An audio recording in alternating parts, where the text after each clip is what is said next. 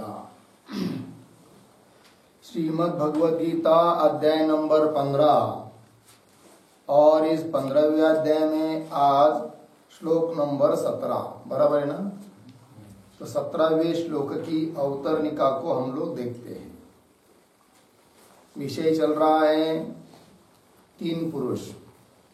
अभी तक जितने अध्याय हुए, आगे भी आने वाले हैं, सभी अध्यायों का अभिप्राय रूप तीन पुरुष बताए जा रहे हैं।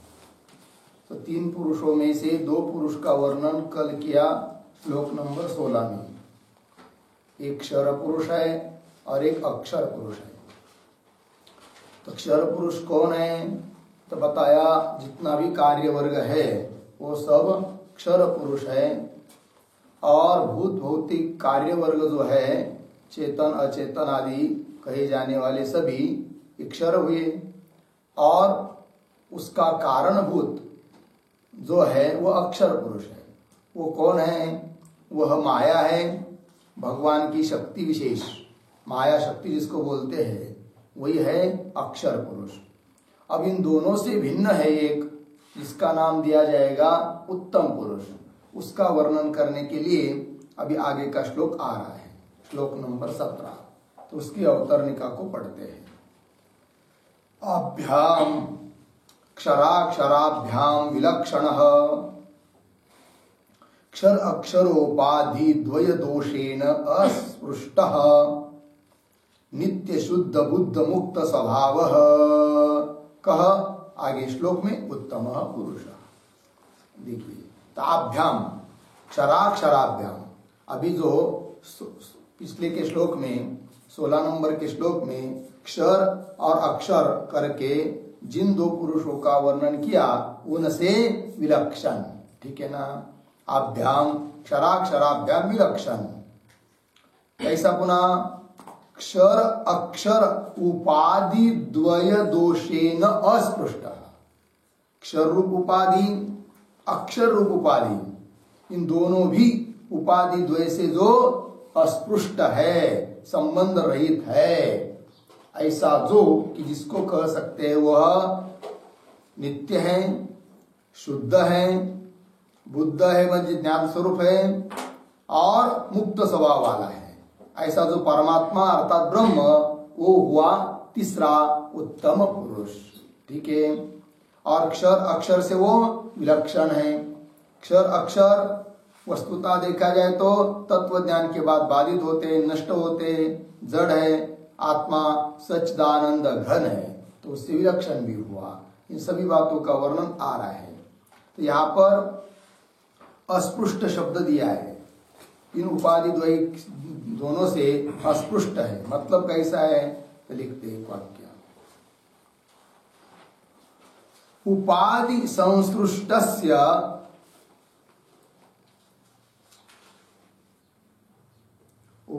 संसृष्टस्य उपाध्यन्यत्व अयोगात्, उपाधि अन्यत्व अयोगात् आह अस्पृष्ट इति। अस्पृष्ट इति पूर्णविराम। निरुपाधिकः इत्यर्थः। निरुपाधिकः इत्यर्थः पूर्णविराम। कार्योपाधि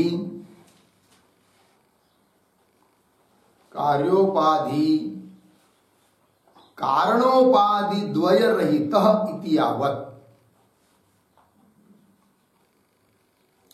कार्योपाधि कारणोपाधि द्वय रहितः इति यावत् पूर्णविराम। अतः एव नित्य शुद्ध बुद्ध मुक्त स्वभाव।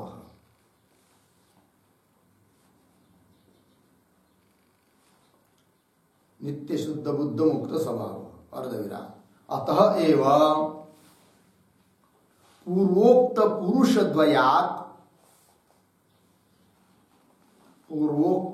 द्वयात् अयम उत्तमः पुरुषः इति। अयम उत्तमः पुरुषः इति। ठीक, अर्थ देखिए भाई। उपाधि संसृष्टस्य, उपाधि अन्यत्व होगा, जिसका उपाधि के साथ संबंध है तो वो उपाधि से अलग नहीं कहा जा सकता, उपाधि के धर्म उसमें आएंगे। तो उपाधि संसृष्टस्य, उपाधि अन्यत्व होगा, इसीलिए कह दिया कि उपाधि का संबंध ही नहीं है इस परमात्मा के साथ, अस्पृष्ट शब्द से कह दिया, मतलब निरुपाधिक, उपाधि रहित। कौन उपाधि रहित? अक्षर अक्षर रूप उपाधि से रहित, अर्थात कार्योपाधि और कारणोपाधि जो दो है, अक्षर कार्योपाधि हुई, अक्षर कारणोपाधि हुई, इन दोनों भी उपाधि से वो परमात्मा क्या है? रहित है, शून्य है। अतएव उपाधि से रहित होने के कारण ही वह आत्मा नित्य शुद्ध बुद्ध मुक्त स्वभाव, नित्याय शुद्धाय बुद्ध मुक्त स्वभाव वाला है। अतएव इसलिए ही पूर्वोक्त पुरुष द्वया, ऊपर जो दो पुरुष कहे क्षर और अक्षर, उनसे यह अलग है, इसलिए इसको कह देते हैं उत्तमः पुरुषः। ठीक, चलिए भाई तो श्लोक को देखते हैं। उत्तमः पुरुषस्त्वन्यः परमात्मेत्युदाहृतः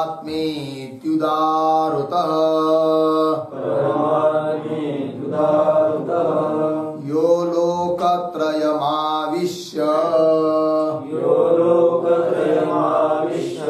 बिभर्त्य व्यय ईश्वरः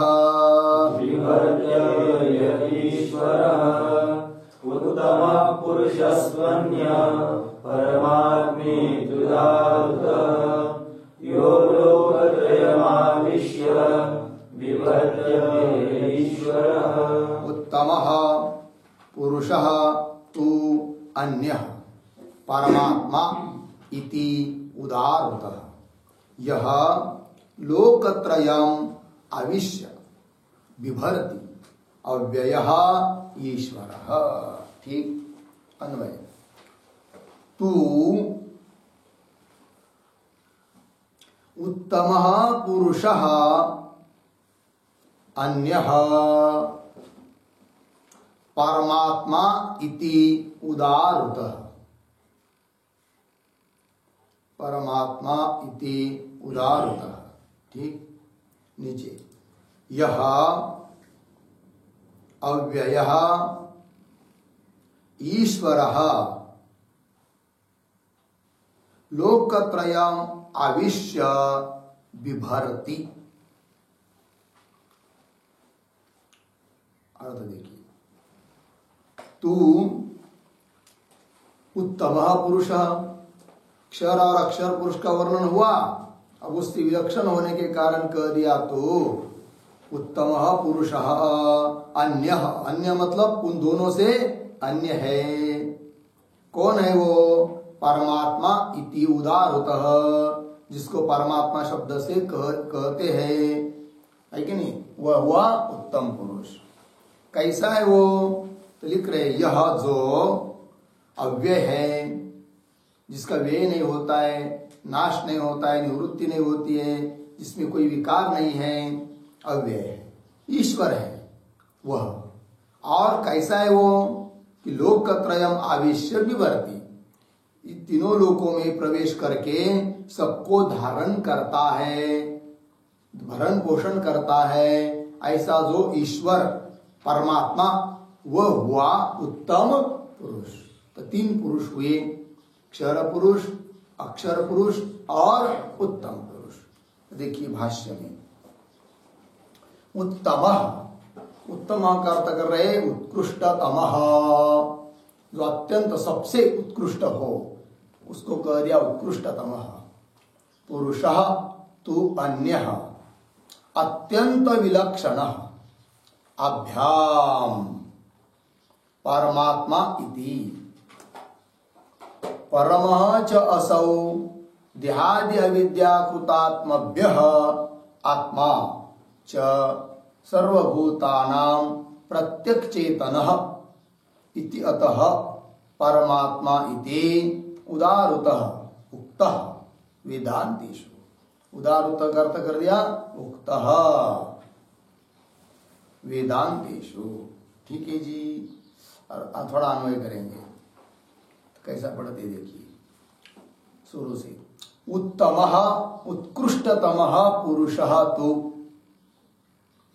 फिर आगे 2-3 शब्द छोड़कर आभ्याम बीच वाला, आभ्याम अन्यः अत्यंत विलक्षणः परमात्मा इति।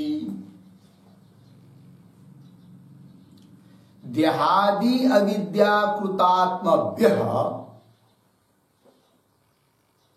परमात्मा इति के बाद 2 शब्द छोड़कर आगे देहादि अविद्याकृतात्मभ्यः, पुनः बीच वाला परमः च असौ, आगे आत्मा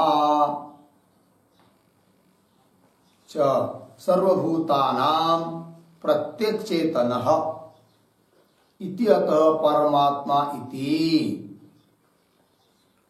वेदांतेषु उदाहृतः उक्तः। ठीक है, देखिए भाई अर्थ। तो उत्तम पुरुष, उत्तम नाम उत्कृष्टतम पुरुष। तो कौन है वो? अभ्याम अन्यः, अभ्याम मतलब जिसका वर्णन पीछे अभी हुआ है, क्षर पुरुष अक्षर पुरुष, इन दोनों से अन्य। दोनों से अन्य है मतलब क्या? अत्यंत विलक्षण। इन दोनों से क्या है? वो अत्यंत विलक्षण है, भिन्न लक्षण वाला है। कौन है वो? परमात्मा है वो। ठीक है, अब वो अत्यंत विलक्षण है। कौन है वो? पुरुष। तो शुरू में कहा ना उत्तम उत्कृष्टतम पुरुषः, तो पुरुषः इसके ऊपर एक लिखते हैं टिप्पणी छोटी सी।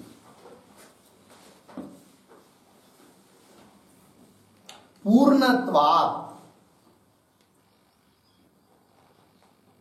पूर्णत्वात् पुरी देहे शयनात् वा, पुरी देहे शयनात् वा पुरुषः। पूर्ण विराम। क्षराक्षरयोः उपाद्योः तु, क्षराक्षरयोः उपाद्योः तु पुरुष भोग्यत्वात्, पुरुष भोग्यत्वात् पुरुषत्वम्। पूर्ण विराम। अस्याम पुरी उपाधौ शेते परमात्मा, शेते परमात्मा इति पुरुषः। इति व्युत्पत्त्या च, इति व्युत्पत्त्या च पुरुष शब्दः, पुरुष शब्दः क्षराक्षरोपाधिपरः।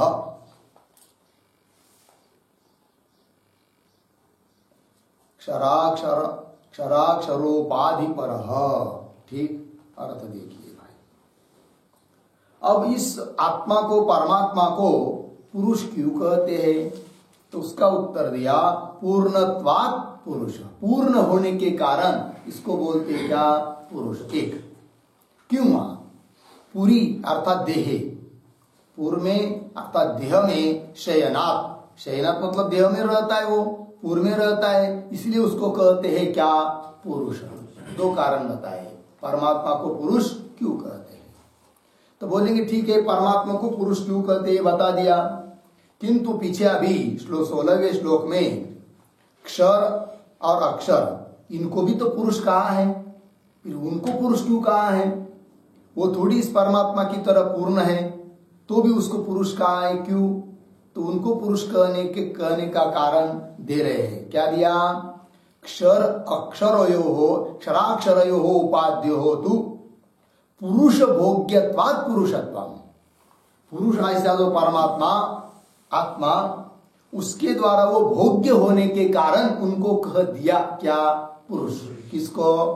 क्षर और अक्षर को। है कि नहीं? पुरुष के द्वारा वो भोगे जाते हैं, भोग का विषय है, इसलिए उसको कह दिया पुरुष। एक उत्पत्ति। क्षराक्षरयो उपाद्य हो तो पुरुष भोग्यत्वात् पुरुषत्व। ठीक, क्यों वहां? और बता रहे, अस्याम पुरी उपाधौ शेते परमात्मा इति पुरुषः। एक उत्पत्ति बताइए कि उन क्षर अक्षर को, दो उपाधियों को क्यों पुरुष कहते हैं? दूसरा कारण क्या कि अस्याम पुरी उपाधौ शेते, इस पूर्व में अर्थात उपाधि में वह परमात्मा रहता है, तो जिन उपाधियों में वह परमात्मा रहता है उनको भी कह देंगे क्या? पुरुष। समझ में आया? तो जिस उपाधि में वो रह रहा है परमात्मा, उत्तम पुरुष जिन उपाधियों में रहता है वो भी क्या हो गई? पुरुष हो गई। ये बात। अस्याम पुरी उपाधौ शेते परमात्मा इति पुरुष इति उत्पत्त्या। इन दो उत्पत्ति के अनुसार पुरुष शब्द क्षराक्षर उपाधि पर, यह पुरुष शब्द क्षर और अक्षर उपाधि पर भी हो गया। अर्थात पुरुष शब्द का प्रयोग परमात्मा में क्यों किया जा रहा है इसका भी उत्तर दिया, और पुरुष शब्द का प्रयोग क्षर और अक्षर में भी क्यों किया जाता है इसका भी उत्तर दे दिया। आगे भाष्य में उत्तमः उत्कृष्टतमः पुरुषः तो आभ्याम अन्य। अब अन्य मतलब अत्यंत विलक्षण। तो क्या विलक्षणता है भाई उन क्षर अक्षर से इस परमात्मा में? तो उस पर भी लिखेंगे एक वाक्य। प्रकृतेः तत्कार्यस्य च, प्रकृतेः तत्कार्यस्य च जड़त्वात्, जड़त्वात् अनृतत्वात्, अनृतत्वात् दुःखत्वात् च अर्धविराम परमात्मनः, परमात्मनः चेतनत्वात्, चेतनत्वात् सत्यत्वात् आनंदत्वात् च वैलक्षण्यम अत्यंतम इत्यर्थः। वैलक्षण्यम अत्यंतम इत्यर्थः। पूर्ण विराम। सच्चिदानंदम ब्रह्म इत्यादि श्रुतेः इति भावः। सच्चिदानंदम ब्रह्म इत्यादि श्रुतेः इति भावः। ठीक, देखिए भैया तो क्या विलक्षणता है बता रहे। तो प्रकृते है तत्कार्य से, प्रकृति माया और उसका कार्य मतलब अक्षर और अक्षर दोनों लिया। तो कैसे है अक्षर अक्षर?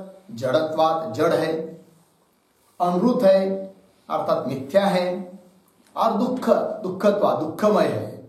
जड़ है, अनृत है मतलब मिथ्या है, अनित्य है, दुखमय है, और परमात्मा चेतन है, सत्य है और आनंद रूप है। तो उनसे विलक्षण हुआ कि नहीं? तो वही लिखा है च वैलक्षण्यम अत्यंतम, अत्यंतम वैलक्षण्यम इत्यर्थः। उनसे अत्यंत विलक्षणता है इसकी। श्रुति भी कहती है सच्चिद आनंदम ब्रह्म, ब्रह्म सत्स्वरूप है, चित स्वरूप है और आनंद स्वरूप है। श्रुति भी दे दिया। हो गया जी।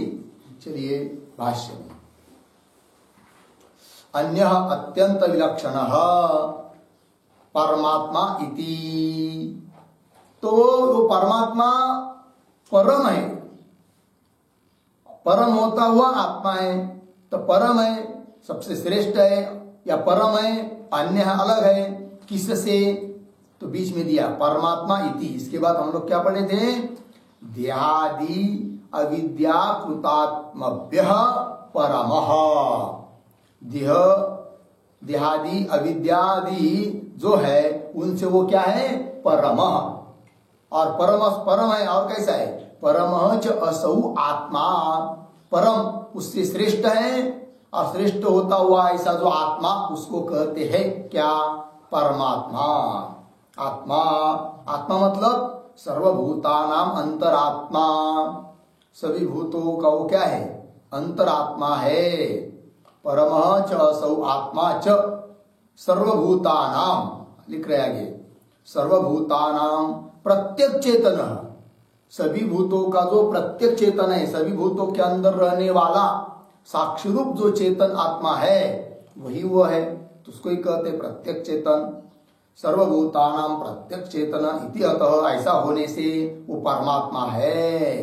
इति वेदांतेषु उदाहृत उक्त कथित, ऐसा सब वेदांत में उपनिषदों में बताया है। ठीक। और अभी यहां पर एक शब्द आया था, देहादि अविद्या कृतात्मभ्य परम, देहादि अविद्या से वो परम है। तो कैसा, किससे परम है? तो स्पष्टीकरण करते एक टिप्पणी लिखकर,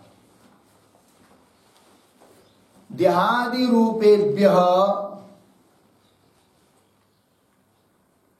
देहादि रूपेभ्यः अविद्याकृतेभ्यः, अविद्याकृतेभ्यः आत्मभ्यः, आत्मभ्यः बराबर आत्माभासेभ्यः इत्यर्थः, आत्माभासेभ्यः इत्यर्थः। पूर्ण विराम। देहात्म, देहात्म, इंद्रियात्म, देहात्म, इंद्रियात्म, मन आत्मा, बुद्ध्यात्मा, अव्यक्तात्मभ्यः इति यावत्,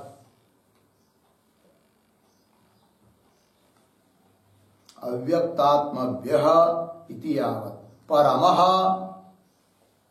बराबर उत्कृष्टः, अकल्पितत्वात् इति भावः, अकल्पितत्वात् इति भावः। देखिए भाई, देहादि रूपेभ्यः, तो शब्द आया है तान भाष्य में, देहादि अविद्या कृतात्मभ्यः, तो उसका स्पष्टीकरण कर रहे हैं। तो देहादि रूपेभ्यः मतलब देहादियों से परम है, अविद्या कृतेभ्यः अविद्यादिकों से परम है, और आत्मा से भी परम है। मतलब आत्मा मतलब कौन? आत्माभास, जो आत्मा नहीं है उसको व्यवहार में अज्ञान के कारण लोग आत्मा समझते, देह इंद्रिय मन आदि को, उनसे भी वो क्या है? परम है। तो देह अविद्या आत्माभास इन सबसे वो पर है, इसलिए शब्द आया है भाष्य में, देहादि अविद्या कृतात्मभ्यः परमः। और स्पष्टीकरण कर दिया है टिप्पणी में। तो कैसा, किससे परम है? तो देहात्म, देह रूप आत्मा, इंद्रिय रूप आत्मा, मन रूप आत्मा, बुद्ध्यात्मा, अव्यक्तात्मा, इन सभीयों से, ये तो आत्मा है नहीं, अज्ञान के कारण कहते कुछ लोग, तो देह इंद्रिय मन बुद्धि अव्यक्त इन सबसे वो परम है। परम है मतलब उत्कृष्ट है। क्या उत्कृष्टता है उसमें इन सबसे? तो यही उत्कृष्टता है कि वो अकल्पित है।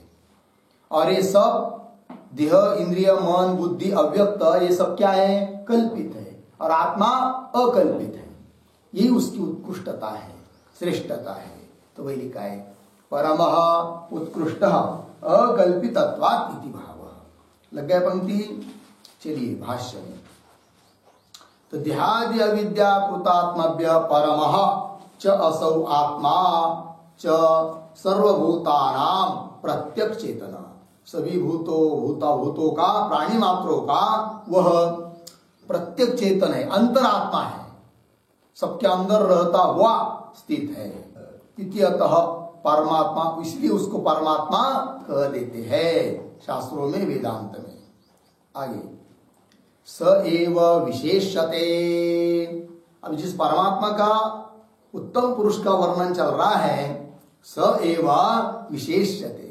विशेष्यते मतलब क्या भाई? तो विशेष्यता का अर्थ लिखिए, विशेषण विशिष्टतया प्रतिपाद्यते इत्यर्थः। विशेषण विशिष्टतया प्रतिपाद्यते इत्यर्थः। पूर्ण विराम। तस्य एव कश्चित् विशेषण विशेषः, तस्य एव कश्चित् विशेषण विशेषः कथ्यते इति यावत्।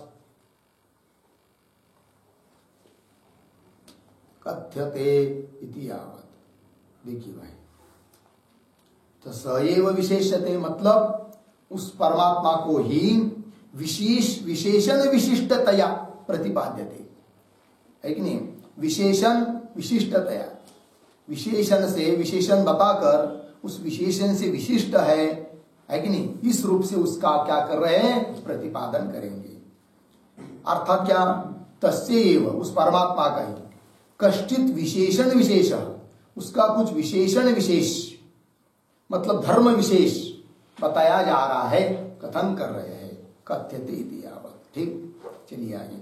स एव विशेषते यह लोकत्रयम् भूर्भुवः स्वराख्यम् स्वकीयया चैतन्य बल शक्त्या अविश्य मतलब प्रविश्य, बिभर्ति मतलब स्वरूप सद्भाव मात्रेण बिभर्ति। बिभर्ति का अर्थ कर रहे धारयति। ठीक है, तो देखिए भाई अर्थ, यह क्या, एक शब्द छोड़कर, यह भूर्भुव स्वराख्यम लोकत्रयम स्वकीयया, आगे सरल है अर्थ देखिए। जो भूर्भुव स्वराख्यम, भूर्लोक भुवलोक स्वरलोक, तीन लोक। ठीक है जी। तो चलिए, भूलोक पृथ्वीलोक, भुव मतलब अंतरिक्ष लोक और स्वर मतलब स्वर्गलोक, ये तीन लोक। तो यह भूर्भुव स्वराख्यम लोकत्रयम, इन तीन लोकों को स्वकीयया चैतन्य बल शक्त्या आविश्य, अपने चैतन्य बल शक्ति के द्वारा प्रवेश करके। तो स्वकीयया, स्वकीयया मतलब क्या? स्वाभाविक क्या, माया मैया इति यावत्। स्वाभाविक क्या, माया मैया इति यावत्।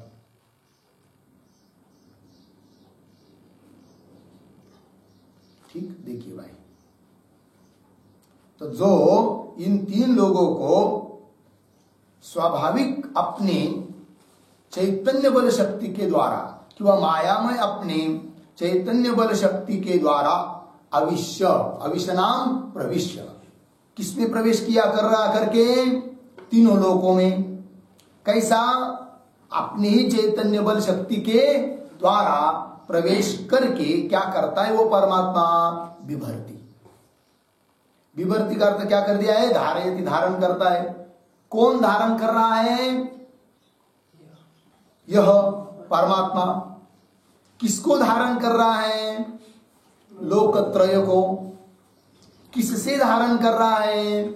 स्वकीयया चैतन्य बल शक्त्या अविश्य प्रविश्य बिभर्ति। विभर्ति का मतलब लिख रहे हैं स्वरूप सद्भाव मात्रेण विभर्ति। बस उसके लिए कोई बहुत कष्ट नहीं करना पड़ता है धारण करने के लिए। अपने स्वरूप की विद्यमानता मात्र से ही वो सबको क्या करता है? धारण करता है। ये बात हुई। अब यहां पर स्वरूप सद्भाव मात्रेण विभर्ति लिखा है, तो उस पर लिखते एक बात,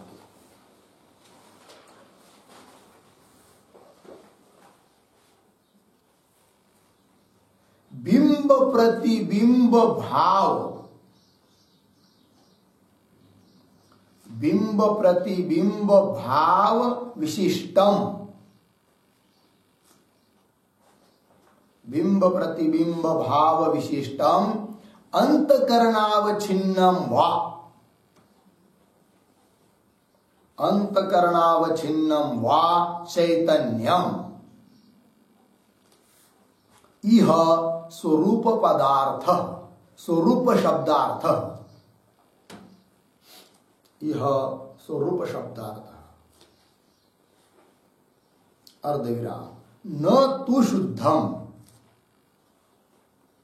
न तु शुद्धम अर्धविराम तस्य मृत शरीरे अपि सत्वात्, तस्य मृत शरीरे अपि सत्वात् तेन मृत शरीरस्य अधृतत्वात्,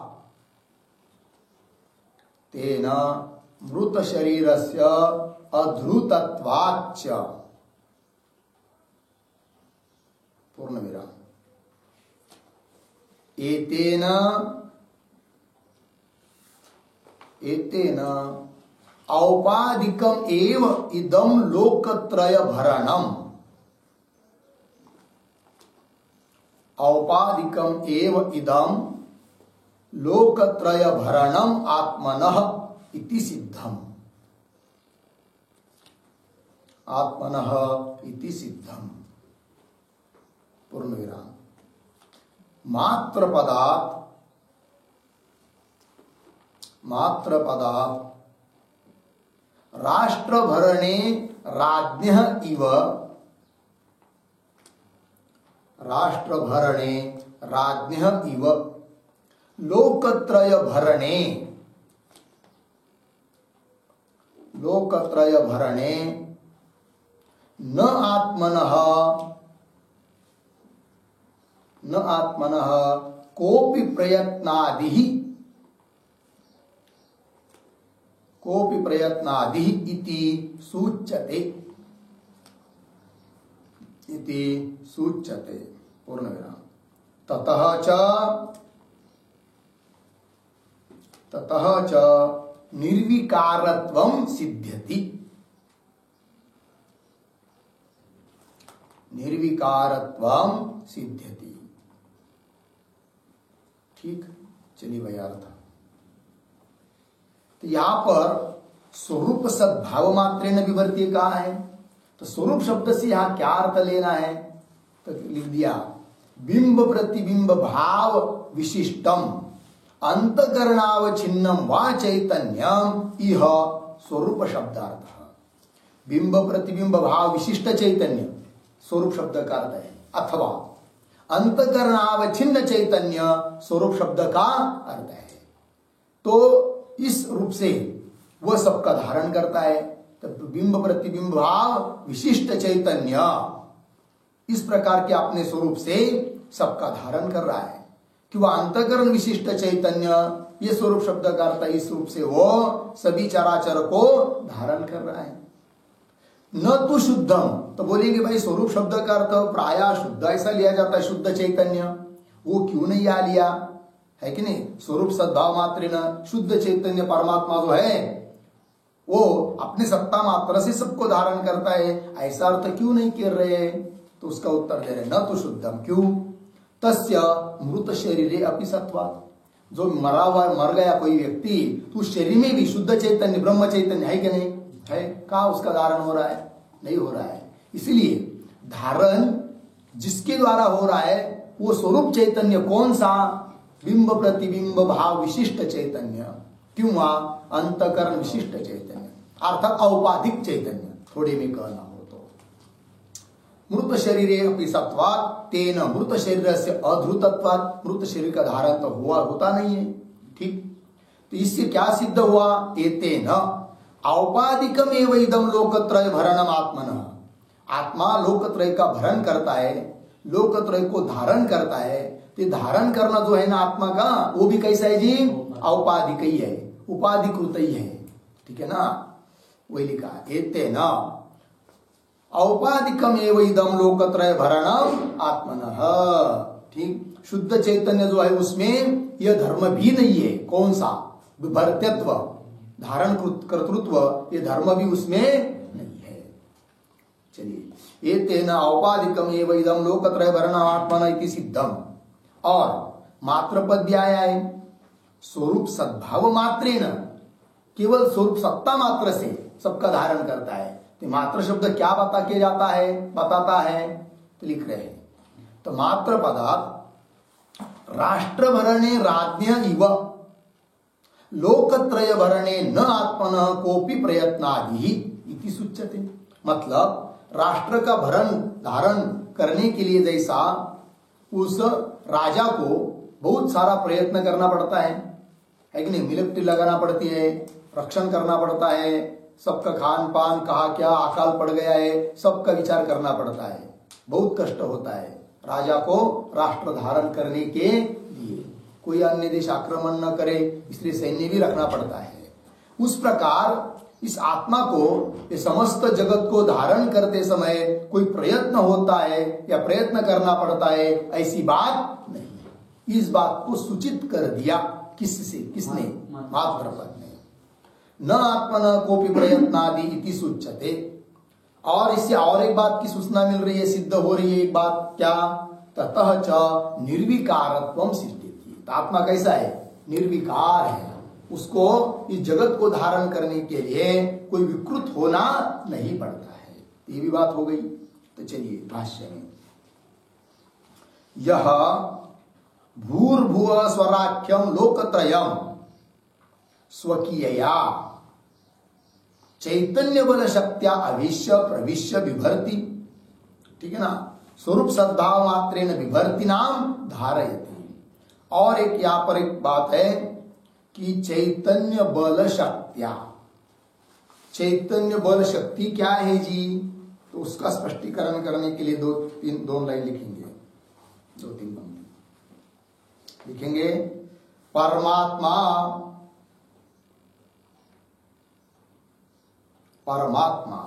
निर्विशेष चिन्मात्र अपि, निर्विशेष चिन्मात्र अपि मायया ज्ञान बल क्रिया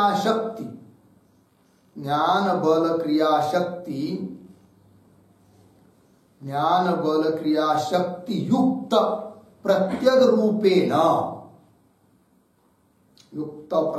रूपेण सर्वांतरात्मा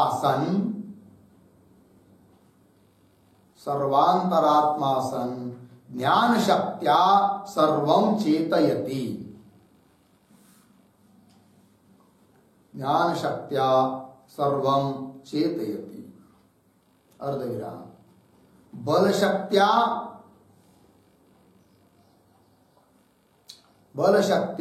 सर्वं बिभर्ति।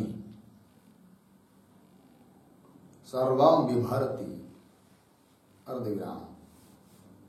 यथा अपतितं स्यात् तथा बिभर्ति इत्यर्थः। यथा अपतितं स्यात् तथा बिभर्ति इत्यर्थः। पूर्णविराम। क्रियाशक्त्या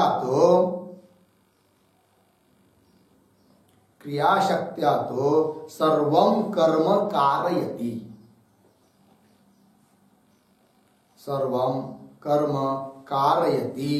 इति। पूर्णविराम। तत्र बल शक्ति कार्यम इह उच्यते।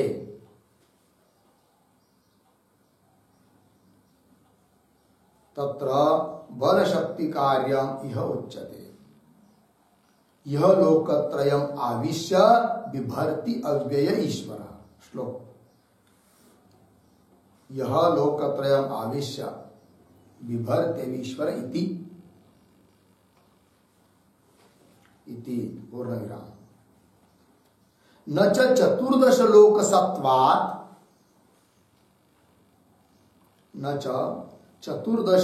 सत्वात्, कथम लोकत्रयम इति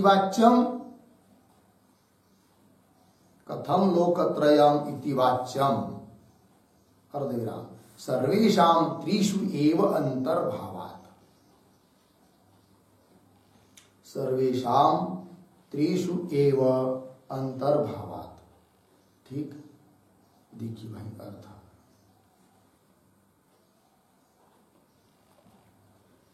तो परमात्मा, परमात्मा मतलब कौन? निर्विशेष चिन्ह मात्र, निर्विशेष सभी विशेष से रहित चित स्वरूप है परमात्मा। ऐसा होने पर भी माया, माया के कारण ज्ञान बल क्रिया शक्ति युक्त प्रत्येक रूपेण, ज्ञान बल क्रिया शक्ति मतलब ज्ञान शक्ति, बल शक्ति और क्रिया शक्ति, तीन शक्ति युक्त प्रत्येक रूपेण, प्रत्येक रूप से सर्वांतरात्मा सन, सबका अंतरात्मा होता हुआ क्या करता है वो परमात्मा की शक्तियों के द्वारा?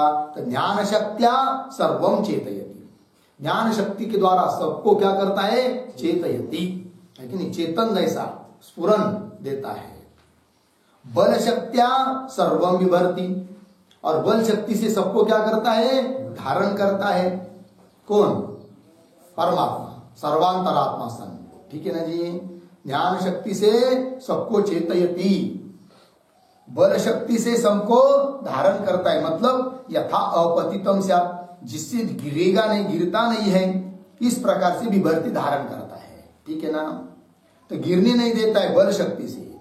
और मैं हूं, तुम हो, ये हो, वो हो, ये जब ज्ञान हो रहा है ना, ये सब क्या है? ज्ञान शक्ति है। और क्रिया शक्तिया तो सर्वम कर्म कारयति, जो भी हम लोग कर्म कर रहे हैं ना, वो सब किससे? उस आत्मा की क्रिया शक्ति से। तो क्रिया शक्तिया को सर्वम कर्म कारयति, करवाता है इति। उसमें से, उन तीन शक्तियों में से यहां पर जो श्लोक में बात आई है, कौन सी? यह लोकत्रयम आविश्य बिभर्ति अव्ययः ईश्वरः। तो यहां पर बल शक्ति कार्यम यह उच्यते, बल शक्ति का कार्य दिखाया गया है कि वह अंतरात्मा परमात्मा बल शक्ति से सभी लोगों में, तीन लोगों में प्रवेश करके सबको धारण करता है। अब एक पुनः प्रश्न कि भाई हम लोगों ने तो सुना है 14 भुवन है, 14 लोक है करके, कैसे आप लोग बता रहे कि लोकत्रयम, तीन लोक? तो उसका भी कथा लिख दिया।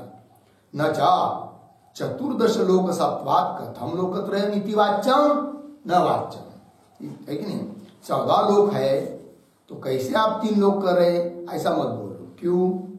सर्वेषां त्रिषु एव अंतर्भावात्, जितने लोग है ना 14, सबका अंतर्भाव हम लोग किसमें, कितने में करते हैं? 3 में करते हैं, इसलिए लोकत्रय कह दिया। ठीक है जी, चलिए इस सब बातों का स्पष्टीकरण हुआ, भाष्य में देखेंगे। यह भूर्भुव स्वराख्यम लोकत्रयम स्वकीयया चैतन्य बल शक्त्या अविश्य प्रविश्य बिभर्ति स्वरूप सद्भाव मात्रेण बिभर्ति नाम धारयति। हो गया इतना। अब श्लोक के अंतिम पाद में आया था अव्ययः ईश्वरः, तो उसके बारे में आप लिख रहे हैं। अव्ययः मतलब क्या?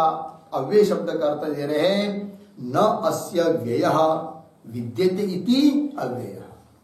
अस्य व्ययः न विद्यते, इसका व्यय नहीं होता है कि नहीं? इसलिए उसको बोलते हैं क्या?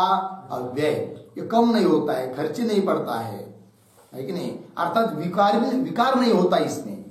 थोड़े में अव्यय मतलब अविक्रिय, विकार रहित है वो आत्मा परमात्मा, तो वही लिखा है अव्ययः अविक्रिय विकार रहितः इत्यर्थः। न अस्य व्ययः विद्यते इति अव्ययः। ठीक। अब बोलेंगे भाई ईश्वर भी बताया है, इस उत्तम पुरुष को ईश्वर भी कहा है, तो क्यों कहा इसको ईश्वर? तो लिख दिए रहे आगे।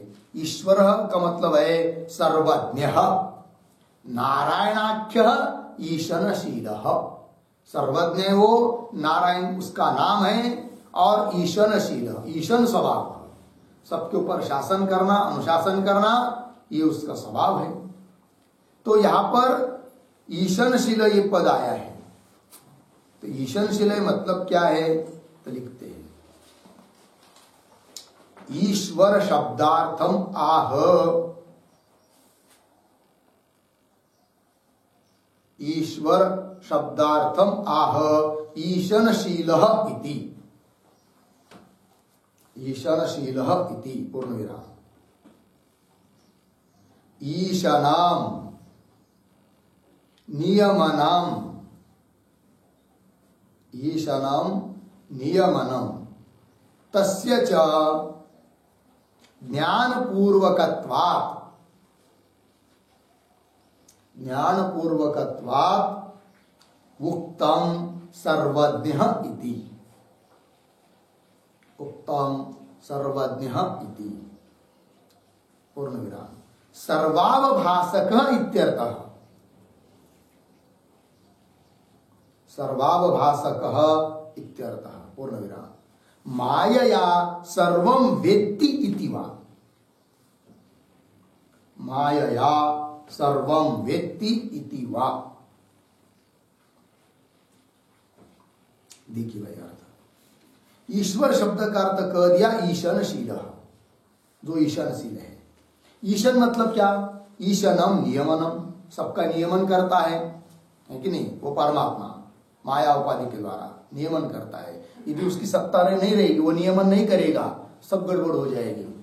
सूर्य बोलेगा मैं सुबह सुबह 6 बजकर रोज उठता हूं, थक गया, आज 8 बजे उठूंगा, 10 बजे उठूंगा, कौन बोलेगा? सूर्य। समझ में आया? पृथ्वी बोलेगी अब मैं धारण करते करते थक गई हूं, अब मैं जल की तरह बहने लग जाऊंगी। और जल बोलेगा सबकी तृष्णा शांत करके करके मैं थक गया, अब मैं कठोर बन जाता हूं खुद पत्थर की तरह कुछ दिन के लिए। तो क्या हो जाएगा? फिर विनाश हो जाएगा, कुछ नहीं रहेगा। सब क्या है ना? तो सबको, सबका नियमन करता है वो। समझ में आया? कौन? ईश्वर परमात्मा ईशन करता है, नियमन करता है, उसकी सत्ता से सब व्यवस्थित चल रहा है। ठीक है जी। ईशानाम नियमनम तस्य च ज्ञान पूर्वकत्वात्, और वो नियमन कब किया जाता है जी? ज्ञान रहेगा तब, है कि नहीं? समझ लीजिए, व्यवहार में भी है कि नहीं? पंत प्रधान सब देश का नियमन करता है कि नहीं? और उनको पता ही नहीं है कितने राज्य है, कितने जिले हैं और कहाँ कहाँ क्या है, तो नियमन कर पाएगा क्या? नहीं। जिसका नियमन करता है, जो नियम्य है, तो नियम्य के बारे में पूरा ज्ञान जिसको रहता है वही क्या कर सकता है? तो ज्ञान पूर्वक नियमन होता है। इसलिए उस भगवान को कह दिया क्या? सर्वज्ञ। आया ना भाष्य में अभी? ईश्वर नाम सर्वज्ञ नारायणाख्य ईशनशील सर्वज्ञ। सर्वज्ञ मतलब क्या है? सर्वाभासक है, सबका प्रकाशन करने वाला है। क्यों? माया सर्वम वेत्ति वा, माया के द्वारा सबको वो जानता है, सामान्य रूप से भी विशेष रूप से भी। ऐसा है वो परमात्मा ईशनशील। ठीक है, सर्वज्ञ। लेकिन उसका नाम दिया नारायण, तो नारायण नाम क्यों पड़ा उसका भाई? तो उस पर भी चिंतन करेंगे हम लोग, लिखेंगे थोड़ा, क्यों उस भगवान को नारायण कहते हैं, तो लिखेंगे। नारस्य, नारस्य भूत संगस्य, भूत संगस्य अयनाम प्रवृत्ति, अयनाम प्रवृत्ति यस्मात् सह नारायणः, यस्मात् सह नारायण पूर्णविराम। प्रत्यगात्मना, प्रत्यगात्मना विधृतः एव सन्, विधृतः एव सन् भूत संगः प्रवर्तते ही, भूत संगः प्रवर्तते ही पूर्णविराम। इदम एव उक्तम यह लोकत्रयम इति, यह लोकत्रयम इति पूर्णविराम। तस्मात् प्रत्यगात्मा एव नारायणः, प्रत्यगात्मा एव नारायणः पूर्णविराम। नारस्य भूत संगस्य, नारस्य भूत संगस्य अयनम स्थिति, अयनम स्थिति यस्मिन् सह नारायणः सह नारायण इति व्युत्पत्त्या तो परमात्मा अपि नारायणः एव परमात्मा अपि नारायणः एव पूर्णविराम अतः एव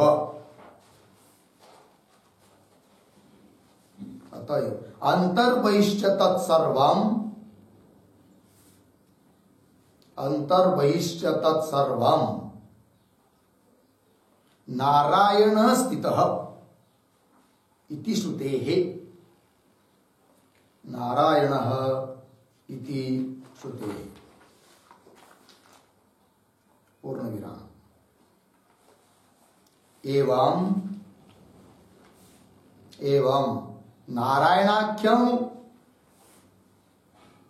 परिपूर्णम एकम एव चैतन्यम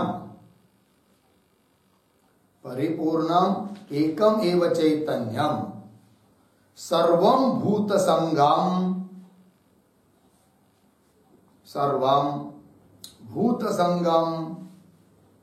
प्रत्यग्रूपेण प्रविश्य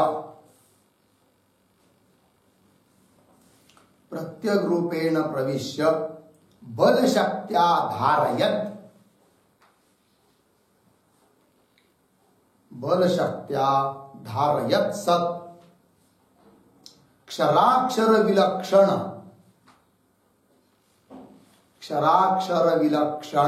पुरुषोत्तम शब्दवाच्यम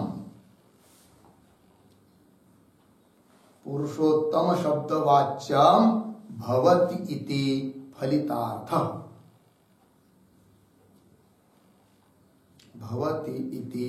फलितार्थः पूर्णविराम कार्य प्रवृत्ति क्षर पुरुषः कार्य प्रकृति क्षर पुरुषः अर्धविराम कारण प्रकृति अक्षर पुरुषः कारण प्रकृति अक्षर पुरुषः अर्धविराम प्रत्यग भिन्न परमात्मा तो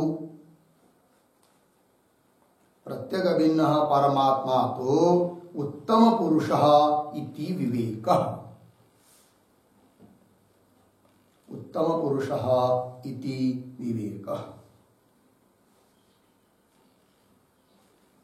देखिए भाई अर्थ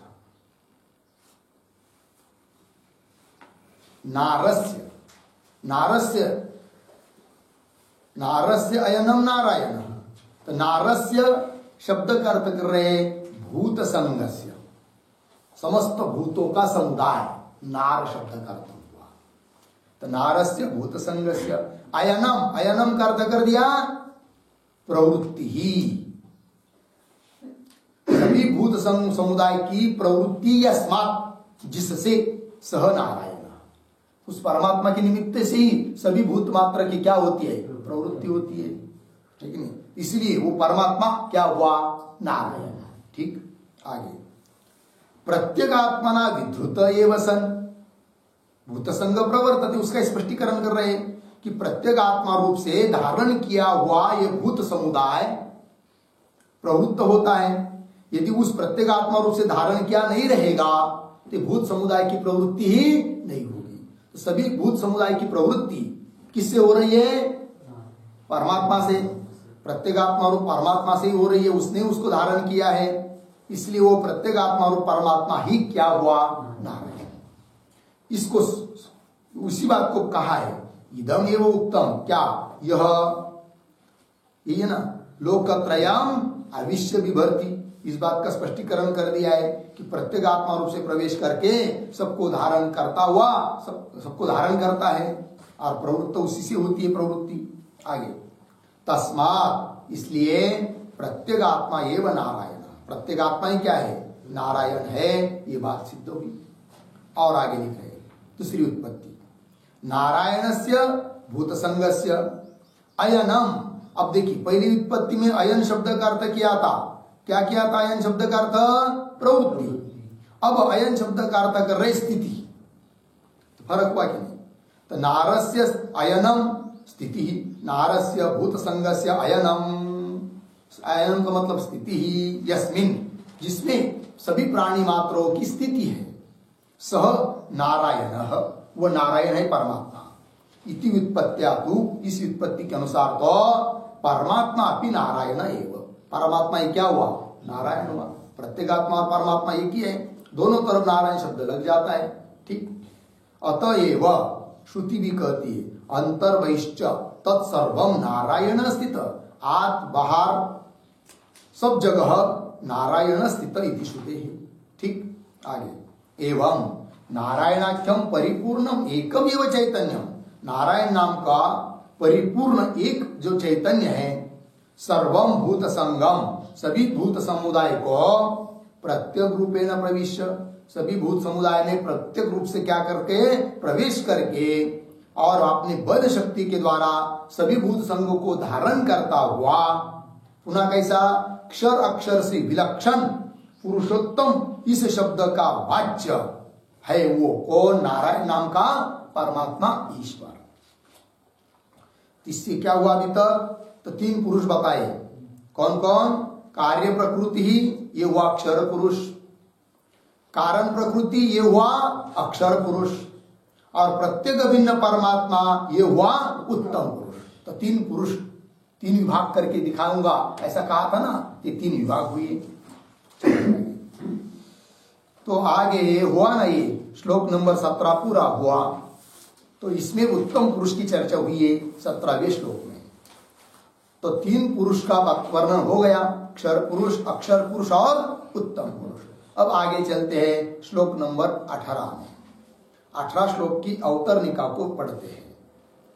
यथा व्याख्यातस्य ईश्वरस्य पुरुषोत्तम इति नाम इति एतद् नाम प्रसिद्धम, तस्य नाम निर्वचन प्रसिद्ध्या अर्थवत्वं नाम्नः दर्शयन् निरतिशयः अहम् ईश्वरः इति आत्मानं दर्शयति भगवान। ठीक है, अभी आगे के श्लोक में क्या कहा जा रहा है इसका स्पष्टीकरण इस अवतरणिका में कर दिया। पुनः अवतरणिका को पढ़ेंगे थोड़ा अंदर करके। तो कैसा, देखिए शुरू से, यथा व्याख्यातस्य ईश्वरस्य पुरुषोत्तमः इति एतद् नाम प्रसिद्धम, या तक ठीक। आगे एक शब्द छोड़कर, नाम निर्वचन प्रसिद्ध्या तस्य तस्य नाम्नः अर्थवत्वम, नाम्नः के पीछे नाम्नः अर्थवत्वम दर्शयन् भगवान, अंतिम भगवान बीच में, अहम निरतिशय ईश्वरः, अहम निरतिशय ईश्वर इति आत्मानं दर्शयति, इति आत्मानं दर्शयति। ठीक है जी, देखिए भैया अर्थ, यथा व्याख्यातस्य ईश्वरस्य पुरुषोत्तम इति एतद् नाम प्रसिद्धम, जिसका व्याख्यान अभी तक हुआ है उस ईश्वर का पुरुषोत्तम यह नाम अत्यंत प्रसिद्ध है, उसको पुरुषोत्तम बोलते हैं। ठीक है, अब आगे नाम निर्वचन प्रसिद्ध्या तस्य नाम्नः, अब क्या करेंगे, तो नाम निर्वचन करेंगे। मतलब क्या भाई, तो नाम निर्वचन प्रसिद्ध्या का मतलब है पुरुषोत्तम नाम्नः व्युत्पत्तिं दर्शयित्वा,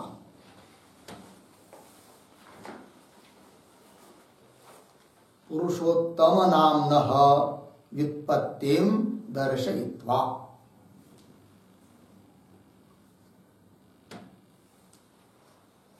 पुरुषोत्तम नाम की व्युत्पत्ति दिखाकर, उसकी उपपत्ति बताकर। ठीक है, चलिए, नाम निर्वचन प्रसिद्ध्या तस्य नाम्नः, उस नाम का, पुरुषोत्तम नाम का, अर्थवत्वं दर्शयन्, अर्थवत्व मतलब सार्थकत्वं दर्शयन्, उसकी सार्थकता क्या है, उसका क्या अर्थ है, इस बात को दिखाते हुए, दर्शयन है कि नहीं, अर्थवत्वम दर्शयन भगवान, उसकी अर्थवत्ता दिखाते हुए भगवान क्या कहना चाहेंगे आगे? भगवान अहम निरतिशय ईश्वर, मैं ही निरतिशय ईश्वर हूं, इति आत्मानं दर्शयति, इस प्रकार अपने आप को दिखा रहे हैं कि मैं ही निरतिशय ईश्वर हूं। लेकिन ये बता रहे हैं कैसे? पुरुषोत्तम नाम की उपपत्ति बताते हुए, उसकी अर्थवत्ता बताते हुए, मैं ही निरतिशय ईश्वर हूं, इस बात को कह रहे हैं भगवान श्लोक नंबर 18 में। ठीक है जी, चलिए। यस्माक्षरमतीतोह,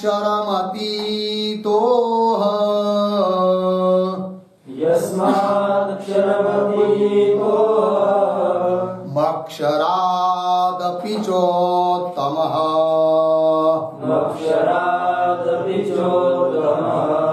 अतोऽस्मि लोके वेदे च,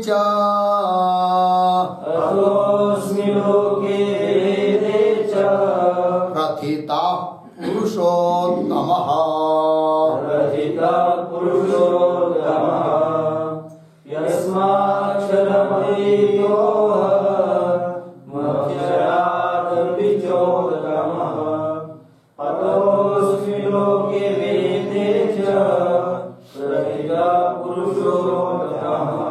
यस्मात् क्षरम अतीतः अहम अक्षरात् अपि च उत्तमः, अतः अस्मि लोके वेदे च प्रथितः पुरुषोत्तमः।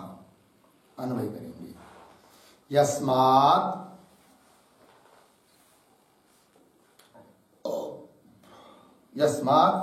अहम क्षरम अतीतः, यस्मात् अहम क्षरम अतीतः अक्षरात् अपि च उत्तमः, अक्षरात् अपि च उत्तमः। नीचे अतः लोके वेदे च पुरुषोत्तमः प्रथितः अस्मि। देखिए भैया अर्थ, यस्मात् जिस कारण से कि अहम क्षरम अतीत, भगवान कह रहे मैं क्षर नाम का जो पुरुष ऊपर बताया है उससे अतीत हूं। अक्षरात् अपि, अक्षर से भी, अक्षर नाम के पुरुष से भी मैं अतीत हूं, और इसलिए जो उत्तम, क्षर अक्षर से अतीत हूं, इसलिए क्या हूं? उत्तम हूं, श्रेष्ठ हूं। अतः ऐसा होने से ही क्या? लोके वेदे च, लोक में और वेद में भी, पुरुषोत्तम प्रथित अस्मि, मतलब पुरुषोत्तम इस नाम से मैं प्रथित हूं। प्रथित हूं मतलब ख्यात हूं, प्रसिद्ध हूं। पुरुषोत्तम नाम से मैं वेद में भी और लोक में भी प्रसिद्ध हूं।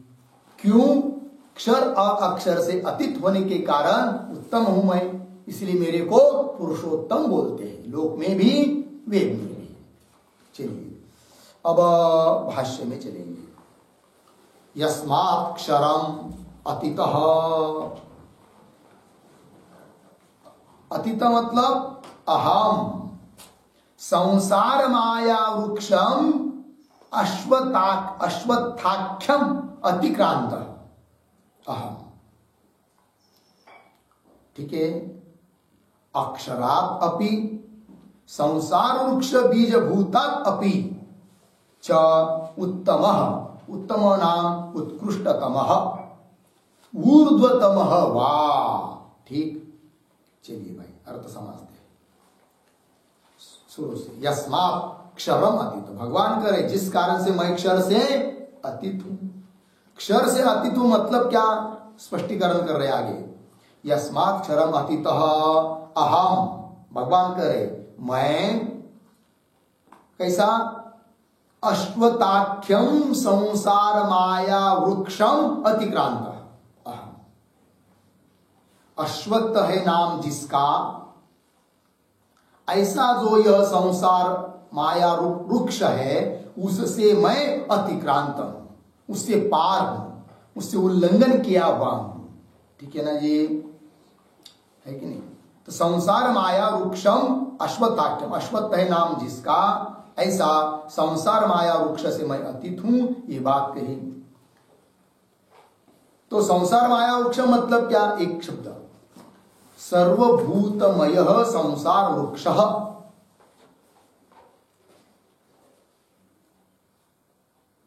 सर्वभूतमय संसार वृक्ष क्षर पदार्थ,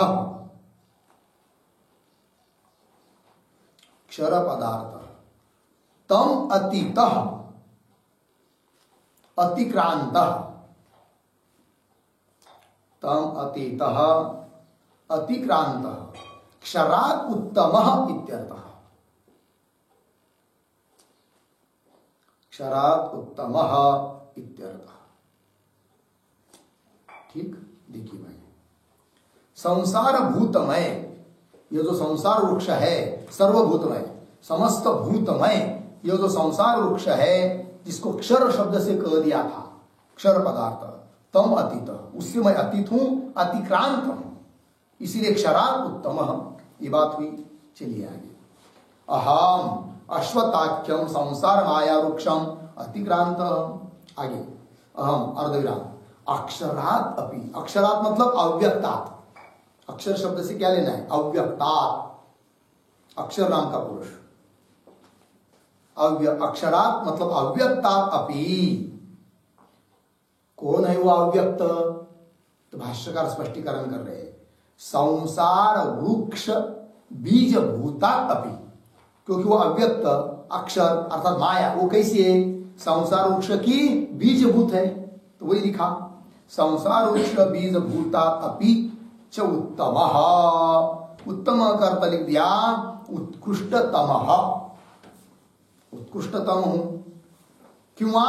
ऊर्ध्वतमः वा, उत्कृष्ट सबसे उत्कृष्ट हूं, क्योंकि सच्चिदानंद स्वरूप में हूं, सच्चिदानंद रूपत्वात् इति भाव उत्कृष्टतम, सच्चिद आनंद स्वरूप में होने के कारण इन अक्षर और अक्षर से उत्कृष्टतम हूं। ठीक, क्यों ऊर्ध्वतम कह दिया? अभी ऊर्ध्वतम का क्या तात्पर्य है भाई? तो ऊर्ध्वतम के बारे में भी लिखेंगे।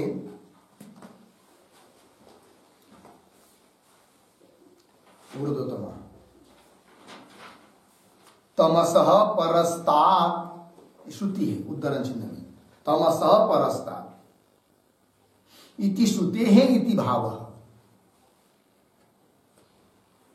इति श्रुतेः इति भावः, पूर्ण विराम। सबीजात् संसार मंडलात्, सबीजात् संसार मंडलात् उपरि वर्तते, उपरि वर्तते अर्धविराम, न तु तदन्तः,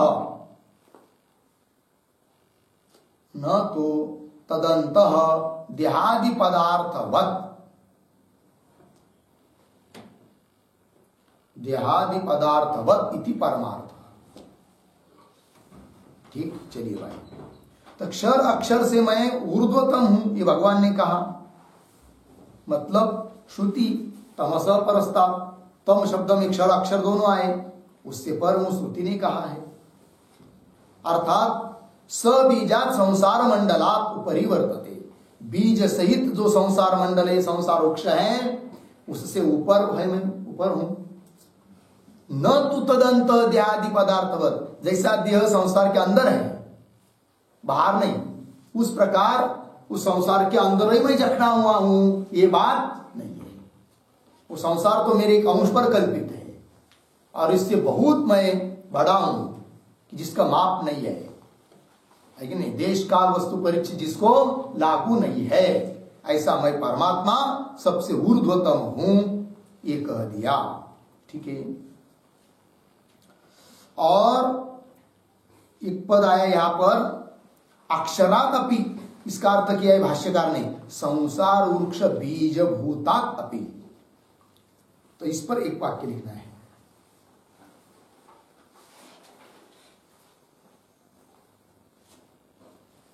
यद्यपि ऊर्ध्वमूलम इति, यद्यपि ऊर्ध्वमूलम इति साव्यक्तम ब्रह्म एव, साव्यक्तम ब्रह्म एव मूलम इति उक्तम, ब्रह्म एव मूलम इति उक्तम। अर्धविराम। तथापि तथापि तत्र मायांशस्य एव बीजत्वम इति बोध्यम।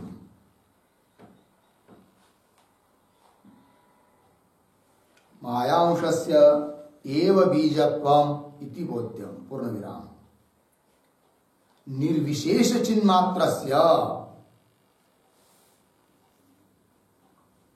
निर्विशेष चिन्मात्रस्य जगत हेतुत्वाभावात्,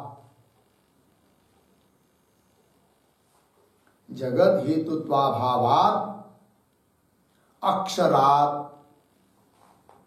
अव्यक्तात् इत्यर्थः।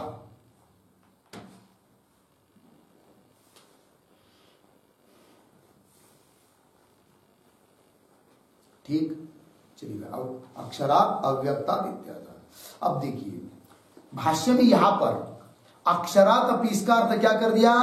संसार वृक्ष बीज भूतात अपि, मतलब अव्यक्त अर्थात माया।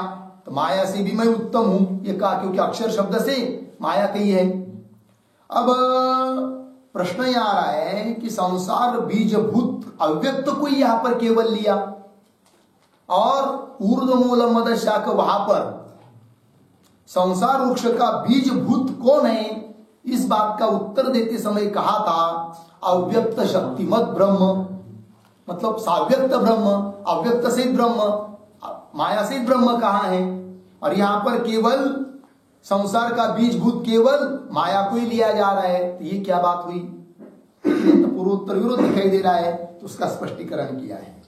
यद्यपि ऊर्ध्वमूलम इति, यहां पर साव्यक्तम ब्रह्म एवं मूलम इति उक्तम, वहां पर भाष्य में लिखा है पहले श्लोक में। तथापि तत्र, वहां पर भी भाव ये लेना है कि मायांश सेव बीजत्वम इति बोध्यम।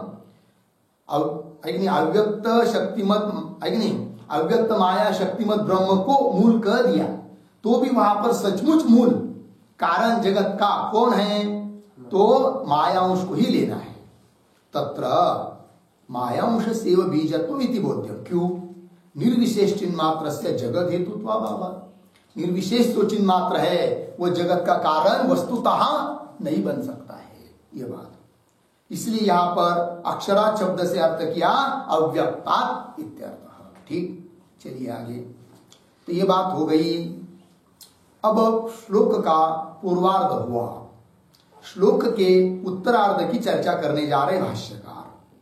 तो पद आ रहा है अतः, है कि उत्तरार्ध में आया ना अतः।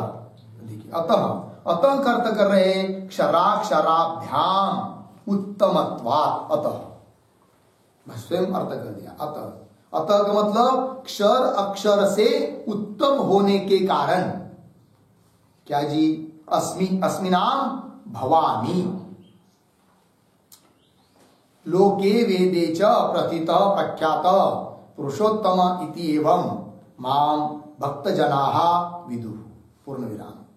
कवयः काव्यादिषु च इदं नाम निबद्धन्ति।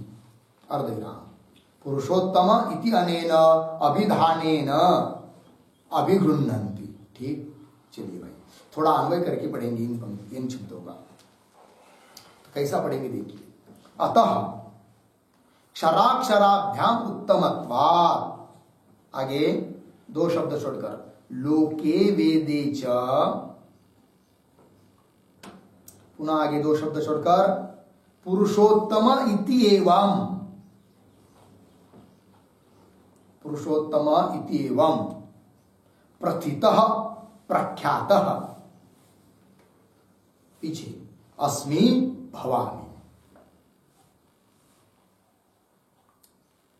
आगे भक्तजनाः मां विदुः। आगे कवयः च काव्यादिषु, कवयः च काव्यादिषु इदं नाम निबध्नन्ति। आगे सरले पुरुषोत्तम इत्यनेन विधानेन अभिगृह्णन्ति। अर्थ देखिए भाई, अतः क्षराक्षराभ्याम उत्तमत्वात्, क्षर और अक्षर से मैं उत्तम होने के कारण लोके वेदे च, लोक में भी और वेद में भी, क्या जी, पुरुषोत्तम इति एवं, मतलब पुरुषोत्तम इस नाम से, प्रथितः, प्रथित अर्थ कर दिया प्रख्यातः अस्मि भवामी, प्रथित हूं, प्रख्यात हूं, लोक में भी वेद में भी। किस रूप से? पुरुषोत्तम इति एवं, मतलब पुरुषोत्तम इस नाम से मैं लोक में भी और वेद में भी प्रख्यात हूं, पुरुषोत्तम इस नाम से। क्यों? क्षराक्षराभ्याम उत्तमत्व, क्षर और अक्षर से उत्तम होने के कारण। ठीक है जी, तो ये उसकी व्युत्पत्ति हुई, विग्रह हुआ है कि नहीं। एक वाक्य लिखेंगे, क्षराक्षराभ्याम उत्तमत्वात्, इसके आधार पर पुरुषाभ्याम, पुरुषाभ्याम क्षराक्षराभ्याम द्वाभ्याम, क्षराक्षराभ्याम द्वाभ्याम उत्तमः पुरुषोत्तमः इति निरुक्तिः, इति निरुक्तिः, पूर्णविराम। पुरुषेषु, पुरुषेषु क्षराक्षर परमात्मसु, क्षराक्षर परमात्मसु त्रिषु मध्ये, त्रिषु मध्ये उत्तमः पुरुषोत्तमः, उत्तमः पुरुषोत्तमः इति निरुक्तिः अपि अस्ति।